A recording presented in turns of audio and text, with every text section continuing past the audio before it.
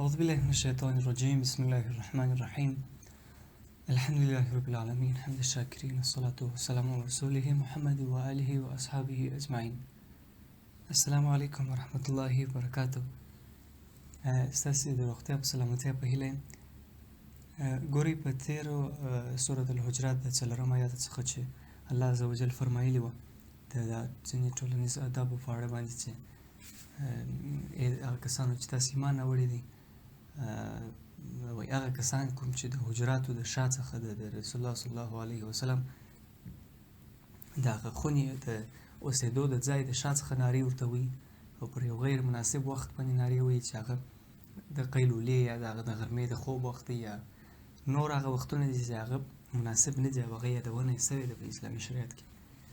نو اکثرهم لا یعقلون، اکثره د دې چې د عقل نه لري. نو الله پاک د دغه ټولنیز ادب د جملې څخه یو دغه ادب ویلی.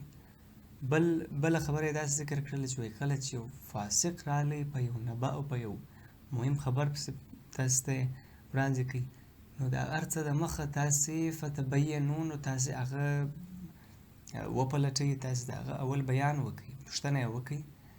ولې که چیرې تاسې د پوښتنه ونه کړئ، تاسې به په جهالت او په ناپوهۍ سره په بېخبرۍ سره به تاسې یو چا ته تاوان رسولی. بل ستاسې په منځ کې وایي د الله رسول دی او د الله رسول ستاسې د هرې خبرې متابعت نه کوي.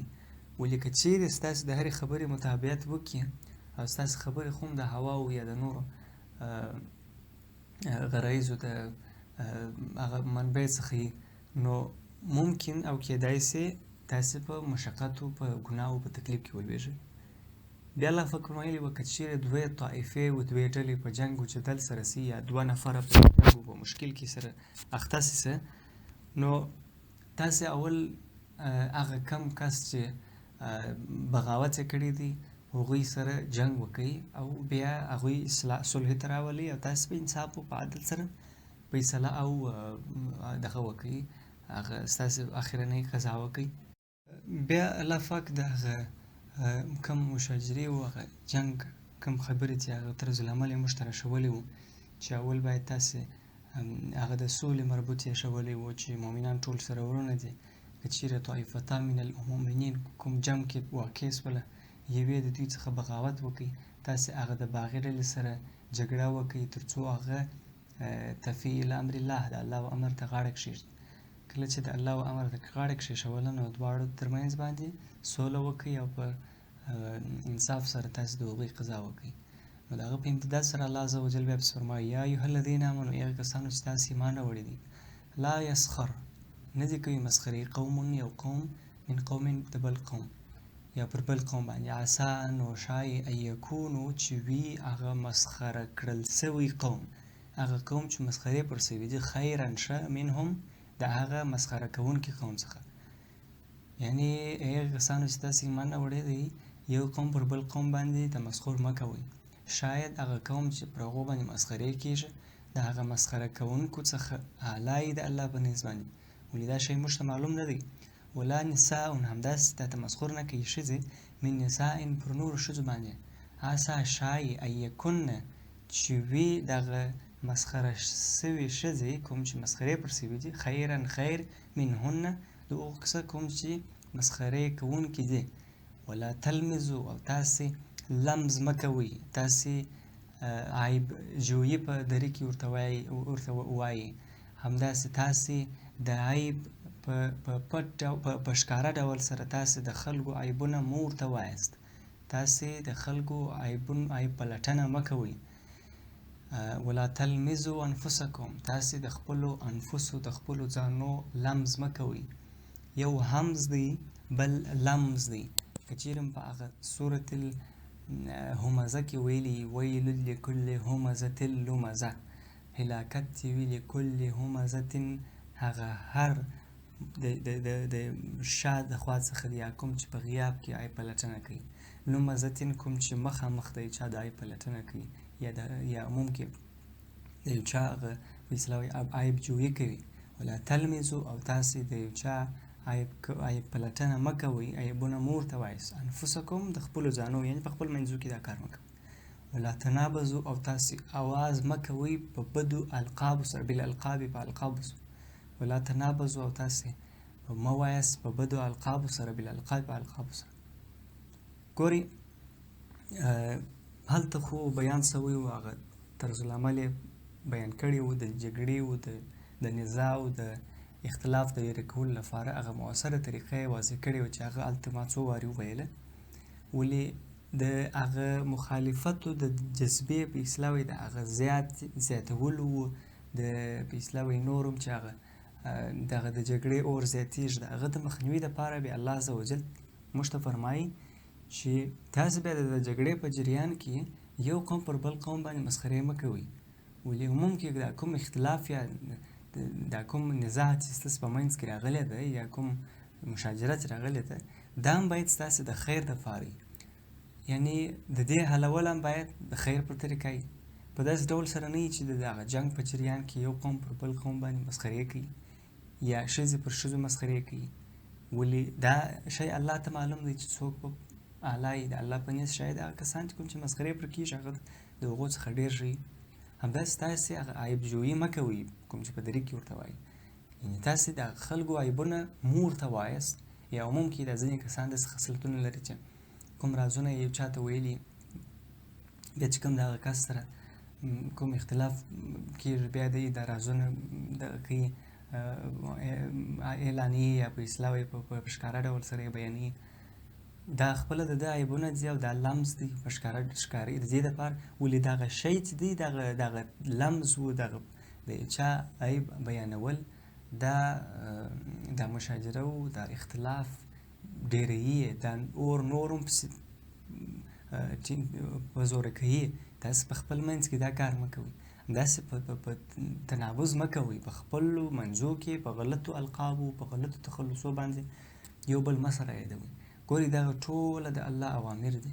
موږ خصوصا معنا زموږ ټولنه په ځینو شیانو کې کلتوري یا داسې روحیه یو ځینو شیانو ته ډېره کلکه وي په اسلامي شریعت کې. حتی که بیا د هغو شیانو پلټنه هم وسي هغه د سنتو یا ګرسره د مکروهاتو څخه وي که چیرې په اجتناب سوو شیانو کې. ولې هغه کوم شیان چې هغه مطلق حرام دي چې هغه مثلا مسخرې دي چې پر شخصیت باندې د یو چا مسخرې کول یا سپکاوی کول یا مثلا لمز دی چې هغه عیب جویي کول عیب بیانول همداسې په غلط لقب و په غلط تخلص سره د هغه یادول چې دا د کبیره ګناهونو څخه دی او دا د حرامو څخه دی. دا شان مو بیا تر یو حده پورې معنا ډېر ټینګ نه نیولي. هغه څه شي ورته وایي پریورټي ورته وایي که لومړیتوبونه مو هغه شان دي چې هغه بیا ډېر سخت نه دی. ولې اسلامي شریعت کې به دغه حرام و فرض چې د اسلامي شریعت کې دغه هغه سرې لیکي دي چې حرامو ته به موږ نه نږدې کېږو اجتناب به وکوو او فرض به په داسې ډول سره کوو چې مطلق به یې نه پرېږدو هغه به په هر حال کې کوو. نو دغه دوه شیان که چیرې موږ ونیسو الله عز وجل به مو انشاءالله جنت ته داخل کړي. نو هلته چې کومه مشاجره جوړه سوې ده د دوو طایفو طایفتان من المؤمنین دي. نو دغه د مشکل د حرامولو لپاره نو یا ګر سره چې دا اور نور هم پسې تیز نه سي پر تاسې لازمه ده چې تاسې باید په خپل منځ کې هغه مسخرې ونه کوئ لمز ونه کوئ او تنابزو بالالقاب ونه کوئ. ګورئ دغه د اوسنۍ ټولنې هغه مشکلاتو ته که څوک څه متوجه سي خصوصا د جنګو د جګړو د هغه فامیلي یا د باندې ټولنیزو اختلافو د حل لپاره که دغه کسان سورة الحجرات یې وارې ووایي او عمل پکې په وکړي تمسخر و لمز و تنابز بالالقاب دا ټوله ایسته کړي د ځانو څخه. نو واقعا هم د دې ټولنې د حل لپاره قرآن یو ډېره ښه نسخه ده یا یو ډېر ښه کتاب دی یو ډېره ښه رهبري کوي. الله پاک فرمایي بل ځای کې ان الله اوحى وبخښئ دا حدیث دی په مشکات شریف کې ان الله اوحى الى ان تواضعوا حتى لا يفخر احد على احد ولا يبغي احد على احد. الله عز وجل واحد کړی دی د دې دپاره تر څو یو کس پر بل الى ان تواضعوا چې تاسو تواضع وکړئ عاجزي وکړئ او دا چې یو کس پر بل کس باندې فخر ونه کړي هغه تصور لا په فکر کې د لوړوالي ونه کړي. یعنې دغه فخر کوم چې د هغه بدو شیانو څخه دی. په د حدیث کې هم یادوي چې یو کس باید لوړ ځان پر بل کس باندې ونه ښیي، ولا یبغي علی احد علی احد نه تېروي کې یو کس پر بل کس باندې. بل مخکې آیات الله پاک فرمایي بئس الاسم الفسوق بعد الایمان. بئس الاسم بد دی هغه نوم الفسوق د فسق بعد الایمان وروسته د ایمان درلودلو، یعنی د ایمان درلودلو څخه وروسته تر ټولو هغه بد شی. اوس خو یو څوک سره چوکاټ ته ننوتلی، اوس تر ټولو غلط خو دا دی چې څوک ایمان ونه لري. یعنی د ایمان کله چې دا بد ونه کړله چې هغه معنا ایمانداري ده، یعنی څوک ایمان ته ننوتی دا چوکاټ ته پر الله ایمان راوړي، یعنی دغه یو بد یې ونه کړ چې دغه د ټولو غټ بد دی که څوک ایمان ونه لري. نو د هغه څخه وروسته بئس الاسم الفسوق، دغه تر ټولو بد چې دی بئس بد الاسم الفسوق، دغه د فسق هغه اسمونه دي چې هغه اسمونه مخته ذکر شوي چې هغه سخریه وه یا دغه تمسخر و یو په بل باندې، او دغه لمز و، عیب جویي یا عیب پلټنه وه، عیب وینه وه، تنابز بالالقاب و په لقبونو په غلطو تخلصو باندې یو بل ته یادونه ده. ګوري دغه د بل سړي د بل چا د خراب نوم اخیستلو باندې هغه خپل هغه کس خو یو خو دا دی چې سخت ګناهکاره کېږي، بل د خپل هغه شخصیت هم هغه نورې ټولنې او نورو کسانو ته کمیږي. کم کس چې تنابز بالالقاب سوی دی یا غلط لقب ورته ویل سوی دی، د هغه په غیاب کې یا هغه په مخ کې د هغه کس شخصیت تر ډیره پورې نه خرابېږي. ولې هغه کم کس چې پرله پسې د بل چا پسې په پټ باندې بد وایي، دا کس خپل هغه په ټولنه کې معنا بې تهذیبه ښکاره کېږي، فاسق ښکاره کېږي، ولې دی په عموم کې بدې خبرې کوي په بل چا پسې. اوس نو ومن لم یتب فاولئک هم الظالمون. اوس نو که چېرته دغو کسانو څخه چې هغه سخریه یې کوله یا یې لمس کوي یا یې تنابز کوي، د دغو کسانو څخه چا توبه ونه کړل فاولئک هم الظالمون، بیا دا کسان چې ظالمان دي پر خپلو ځانو باندې. نه ظلم خو نو هغه سخته مرتبه ده، دا کسان پر خپل ځان باندې ظلم کوي چې دا ګناوې دا سخت ګناوې هم کړي او بیا د هغه وروسته هم توبه ونه کړي، نو دا کسان پر خپلو ځانو باندې ظالمان دي. ګوري تاسو متوجه سئ د تمسخر چې عموما کېږي اکثرا یا د ثروت په سبب چې هغه کس ډېر مالدار یې درته، نو دی ډېر کښته ورته معلومېږي، نو بیا په دې سبب باندې پر ده باندې مسخرې کوي. عموم کې په ټولنه کې خو دغه شی دی. یا په دې سبب چې هغه کس څه علم زیات پر لري، نو دا کس هغه الله پاک چې فرمایي فرحوا بما عندهم من العلم وحاق بهم ما كانوا به یستهزئون. د ډېرو داسې ښه تکړه خلکو څخه هم دا شی صادر سي، د خپل علم په سبب باندې پر نورو باندې استهزا او مسخرې کوي یا د تفریح په نیت یې کوي. یعنې عموم کې په اسلامي شریعت کې پر شخصیت باندې مسخرې ګناه لري، انسان پر سپکاوی دی، یا د بې عقلۍ څخه یې کوي، ناداني و دغه مشکل دی، او یا د ریاکارۍ څخه کوي چې ځان پر هغه باندې لوړ بولي. راځئ د دې موضوع څخه تېرېږو مخته ځو. الله پاک فرمایي یا ایها الذین آمنوا اجتنبوا کثیرا من الظن ان بعض الظن اثم ولا تجسسوا ولا یغتب بعضکم بعضا.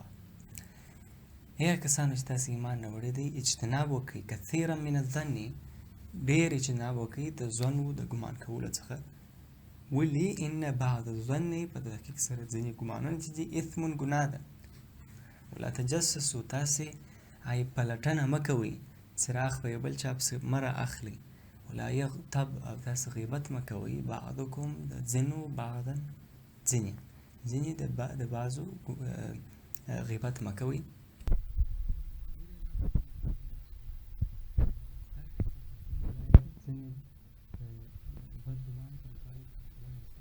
عموم کې دا د ګمان باندې سورة النور کې راغلي وه، همداسې سورة الاحزاب کې هم زما فکر سورة الاحزاب کې هم راغلي وه. دا د ګمان په اړه باندې قرآن شریف کې مختلفو ځایو کې راغلي دي چې عموم کې تاسې یو شی ووینئ په مسلمان کې تاسې اول د خیر ګمان پر کوئ، یعنې یو احتمال پیدا کړئ چې شاید مشکل دغسې هغه ښه خواته یې انتقال کړي. ولې په ټولنه کې بیا داسې اشخاص هم شته چې هغوی یو کار کې هغه 100 احتمالات یې 99 احتمالات یې ښه راځي یا په اصطلاح مثبت راځي، دی راولاړ سي هغه سلم یو کوچنی احتمال چې راځي هغه د غلط راځي، پر غلط باندې بیا هغه قضاوت د خپل فکر د وکړي، بیا خپل فکر هم په هغه خوړلی. بیا الله پاک پس فرمایي چې ولا تجسسوا، تاسې تجسس مه کوئ، د یو چا په اړه باندې پلټنه کول. یو هغه کښته کسان یا هغه کوم چې مثلا په کورنۍ کې پلار دی خو هغه هم ځینې حدود لري، یعنې هغه اسلامي شریعت کې دوی ته هم حدونه ټاکل سوي دي، د هغه دپاره هم ادب ټاکلی دی چې معنا پلار باید داسې څراغ راوانخلي چې بیا دا زوی ووایي چې معنا باور زما ختم دی، یا مثلا په کورنۍ کې هغه مشر دی یا مثلا خاوند دی، خو هغوی دپاره مطلب اسلامي شریعت کې یو چا ویلي هغه حدود یې پېژني چې هغه احساس ورنه کړي هغه خپل ماتحت ته چې د بې باور ورکولو ده. خو ممکن ولا تجسسو، تاسې د یو چا پلټنه مه کوئ د عیبو، تاسې مه راولاړېږئ څراغ مه رااخلئ چې مثلا د اوس څه کړي دي، پخوا یې څه مشکلات درلودل، اوس په څه کې اخته دی، دی اصل کې څه عیبونه لري. ولا یغتب بعضکم بعضا، او غیبت مه کوئ یو کس د بل کس باندې. عمر رضی فرمایي چې وایي مسلمان څخه چې کومه خبره واورئ تر څو چې وایي تاسې کولی سئ د خیر ګمان پر وکئ، تر هغه وخته پورې د خیر ګمان پر کوئ، یعنی تر هغه وخته پورې چې تاسې کولی سئ چې یو احتمال د ښه ګمان یې تاسې تر هغه وخته پورې ښه ګمان پر کوئ. د غیبت په اړه خو نوم بیان سوی دی چې وایي تاسې غیبت مه کوئ، او غیبت په اړه باندې مختلف احادیث هم راغلي دي، الغیبة اشد من الزنا، همداسې ډېر غیبت احادیث او نصوص راغلي دي. بیا پسې فرمایي د دې د هغه سختوالي او قباحت او ډېر بدوالي په اړه باندې الله پاک فرمایي نو وایي ایحب، ای خوښوي احدکم یو له تاسو څخه ان یأکل چې وخوري لحم اخیه خپل د ورور غوښې میتن چې هغه مړې فکرهتموه، نو وایي خامخا به تاسو دا بد وګڼئ، یعنې د هغه یو څوک چې هغه خپل ورور یې مړ سوی او بیا دی راولاړېږي د هغه غوښې خوري، یعنې هغه به څونه بد، تاسې هغه خامخا کراهت بدوالی ورڅخه لرئ. نو همداسې ډول سره چې څنګه تاسې د هغه څخه بدوالی لرئ، دغه غیبت هم همداسې بد دی. ولې دا کم شخص چې تاسې په اړه باندې هغه څه وایاست چې هغه د ده نه دي خوښ یا نه غواړي چې زما په اړه دا شیان وویل سي، نو دا د هغه سره یې نسبت کړی دی، د هغه سره یې مثال ورکړی دی، یعنې هغه غیبت دونه بد دی. واتقوا الله، د الله څخه وبېرېږئ، ان الله تواب الرحیم، په تحقیق سره الله پاک چې دی توبه قبلونکی دی. چېرې دا مشکلات هم بیا غیبت مو وکړي، دا ټوله مو وکړله، بس د الله څخه بخښنه غواړي او هغه بنده څخه بخښنه وغواړي چې ما دا کار کړي. الله عز وجل بخښونکی ذات دی. واتقوا الله، بیا نو تقوا وکړئ. بیا آیت کې فرمایي الله پاک یا ایها الناس انا خلقناکم من ذکر و انثى وجعلناکم شعوبا وقبائل لتعارفوا ان اکرمکم عند الله اتقاکم. یا ایها الناس، ای کسانو، یا عموم کې دا د ټول خلکو لپاره دی. یا ایها الناس، ای کسانو، ای خلکو، انا په تحقیق سره خلقناکم موږ تاسې پیدا کړي یاست من ذکر و انثى، د یو نارینه او ښځینه څخه.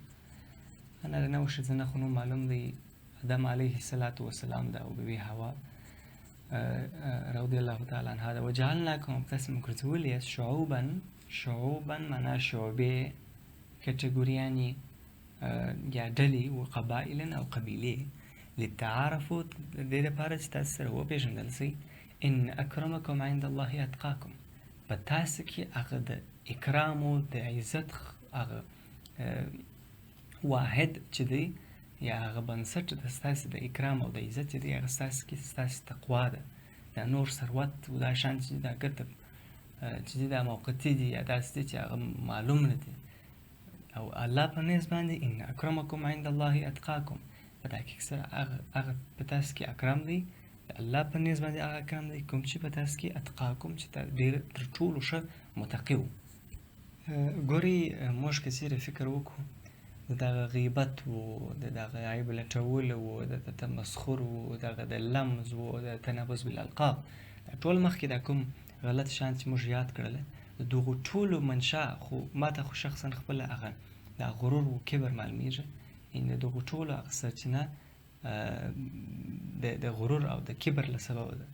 یو کس چې ځان یو څه لوړ یا د نورې ټولنې څخه یو بله طبقه یې ښیي، یا ځانګړ سره په اصطلاح هغه طبقه ییز، دا ټولنه یې داسې جوړه سوې چې طبقه ییزه وي، نو دی چې ځان په بله طبقه کې اچي نو دا کس بیا هم تمسخر په بل پسې کوي، همداسې هم لمس کوي، هم په اصلاح همس کوي، هم تنابز بالالقاب کوي، هم د یو چا غیبت کوي، هم د یو چا پسخند وي، تمسخر، دا ټوله کارونه بیا دی کوي. الله پاک دلته فرمایي چې وایي ګوري دغه د حتی د نبي اولاد یا حتی د نبي ورور و پلار و داسې کس هغه بله الله عز وجل استثنا کوي نه د عذاب څخه. یوازې تقوا ده چې یو څوک د هغه په توسط باندې الله پاک ته اکرام کېږي، دا فاروقي و، صدیقي و، انصاري و، شیخ و، سید و، دا شان د الله عز وجل په هغه ترازو کې نشته.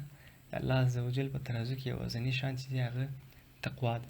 ان الله علیم خبیر، الله پاک چې دی علیم دی، پوهېږي، خبیر د دغو ټولو شانو په اړه باندې خبر دی. اوس بله موضوع راځي د الله پاک فرمایي قالت الاعراب آمنا، ویله اعرابو سرایان چې راغلي وو آمنا موږ ایمان راوړی دي. قل نو ورته ووایه تاسې ای د الله رسوله لم تؤمنو تاسې ایمان نه دی راوړي، ولیکن قولو مګر ووایست اسلمنا چې موږ اسلام راوړی دي. ولما او کله چې تاسې ولما او تاسې نه یاست داخل سوي، ولما يدخل الایمان فی قلوبکم، او نه دی داخل سوی ایمان فی قلوبکم ستاسې په زړونو کې. ګورې دلته دغه اعرابو سارایان کوم چې مختوم د دوی بیان راځي، دا د بني اسد قبیله وه کوم چې الله رسول ته راغلل موږ پر تاسې ایمان راوړی دی. نورو عربو قبیلو چې وه ستاسې سره به جنګ کوي، موږ بې له جنګه څخه پر تاسې باندې ایمان راوړي.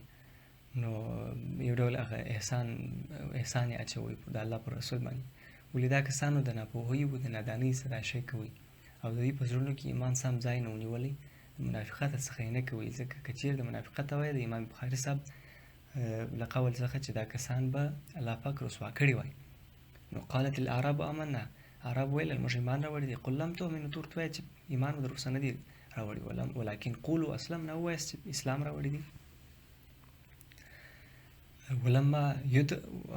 ولما يدخل الایمان فی قلوبکم، او حتی در اوسه پورې هیڅ یعنې د سره څخه ایمان ستاسې په زړونو کې ننوتلی نه دی.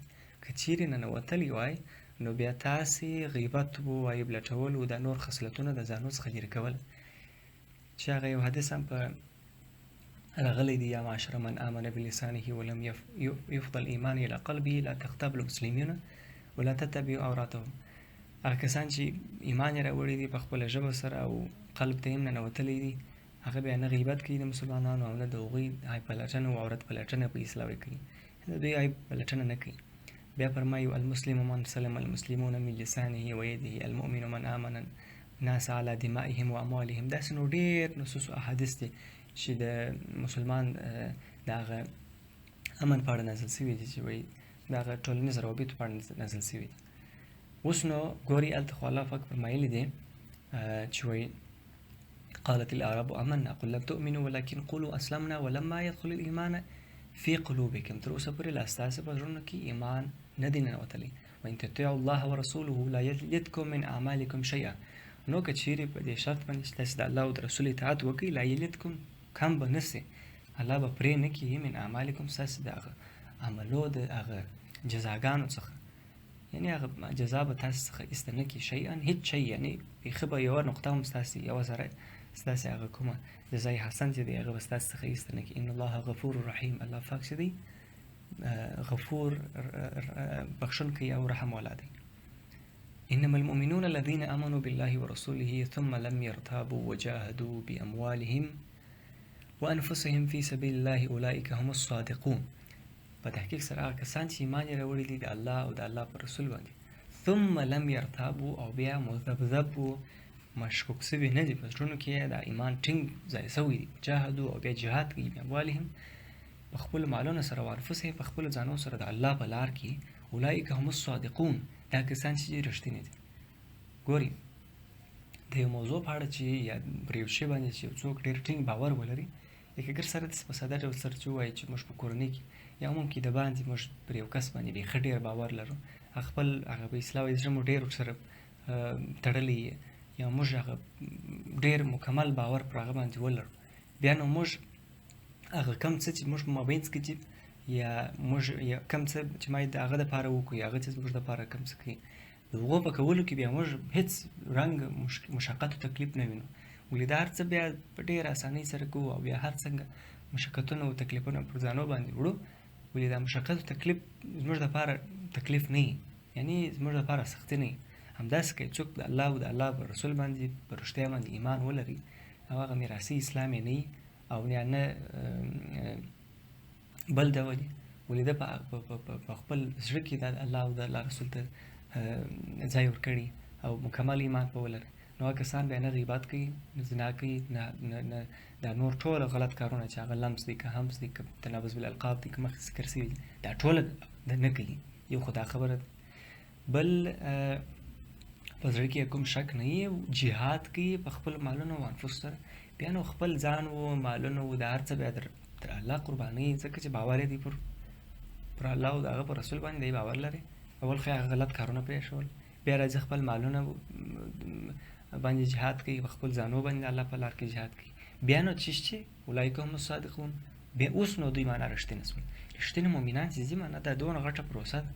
اوس که څوک ایمان په زړه کې یو څه مشکل او شک ولري، دا کسان به معنا تنابز بالالقاب او تمسخر د شان کوي، یا دا دی چې د الله په لار کې د مال خیراتولو، یا د جهاد په لار کې د مال خیراتولو، یا د ځان قرباني کولو د جهاد په لار کې، په دې شانو کې بیا دی معنا کمزوري ښکاره کوي، دی بیا کمزوري کېږي، ځکه چې د دې ایمان دونه نه دی قوي. قل اتعلمون الله بدینکم، ورته وایي اتعلمون الله، تاسې ورشایاست یا خبروي الله پاک بدینکم چې تاسې په دین باندې، الله یعلم ما فی السماوات وما فی الارض، په اسمانو په مځکو کې هر څه دي د هغه په اړه باندې الله پوهېږي. الله بکل شیء علیم، الله پاک په هر شي باندې علیم دی. یعنې الله عز وجل دغه تاسې د الله په دین باندې الله خبر وي، الله عز وجل ته د هر څه د ډېر ښه واضح دي، هر څه باندې خبر دی. ګورې بیا به نو اسد ته وایي یمنون علیک ان اسلموا، دا کسان چې دی پر تا باندې احسان اچوي، یمنون من اصل کې قطع پرې کولو ته وایي، چې د هغه هم سرچینه هم د بله ځای څخه ده. ولې تاسې یمنون معنا دوی احسان اچوي علیک پر تا باندې ان اسلموا، چې معنا موږ اسلام راوړی دی. دا چې دوی تش په نامه باندې مسلمانان شوي دي، دا ساریانو کوچان راغلي دي، وایي یمنون علیک، موږ پر تا باندې اسلام پر تا باندې ایمان راوړي. د دغه سبب نزول هم په همداسې ډول دی. که ځینې وخت زه سبب نزول یاد نه کړم، خو دا کوم بیانونه چې زه کوم د خپله د دوی سبب نزول دی، نو دا اصل کې د بني اسد قبله چې راغلې و رسول الله صلی الله علیه وسلم ته وایي موږ پر تا باندې ایمان راوړي دي، او عربو جګړه بیا در سره وکړله او نور قوم، مګر موږ ایمان بیا له جګړې سره در سره راغلو.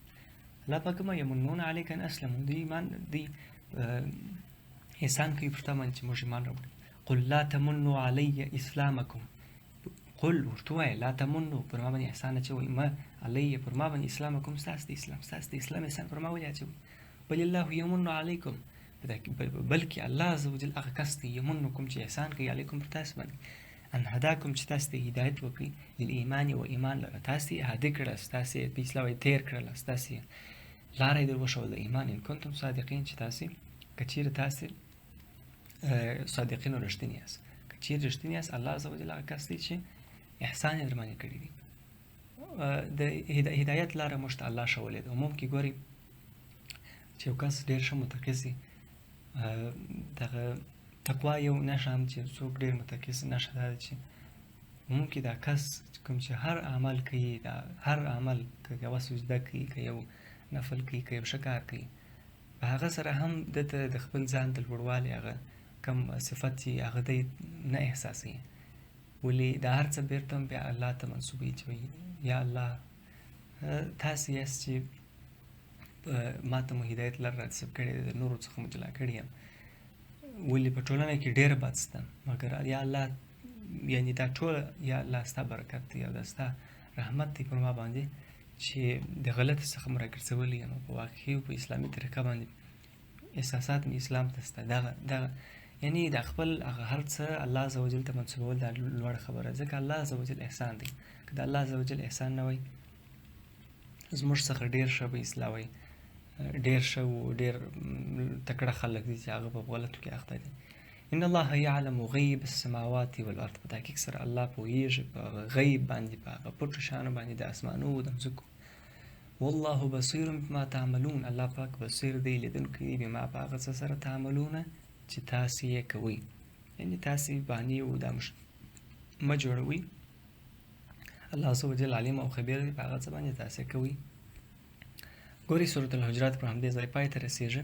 الله عز وجل دې موږ ته د عمل توفیق راکړي.